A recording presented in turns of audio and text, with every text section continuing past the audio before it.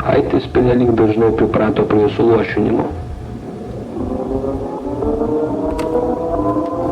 Galiausiai jai tai atsipirko.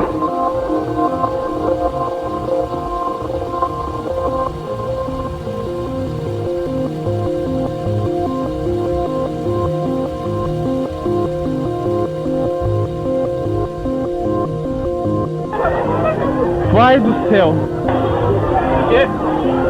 Várias casas aqui pelos miškus. Noras ir stiprumas sąlyginai mažas tokio masto judėjimams. 7. Haičio tuščiakišeniškumas ekonomikoje ir visiškas nesižvelgimas į gyventojų gerovę, esą atsižvelgėjus ir pelenų patys įsikapstys, nepalengvino situaciją. Iš pradžių buvo spėliota, kad Karibų salų tektoninės plokštės susikirto dėl suaktyvėjusių ugnikalnių veiklos apie valstybės skersmenį. Bėda tame, kad Haitis turi tik 2 vulkanus,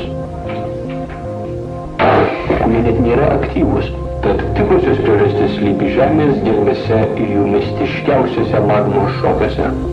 Reali situacija – žemės paviršiaus aklasis traukos poslinkis.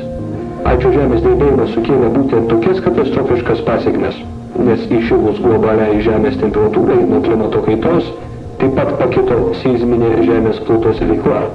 Nepamirškime, kad tektoninių plokščių intensyvumas taip pat priklauso ir nuo vandens lygio, ir nuo vandenynų srovių, apytakos rato ir dar daugiau veiksnių, kurie nepasirodytų, jeigu ne klimato kaita nepakištų kojos.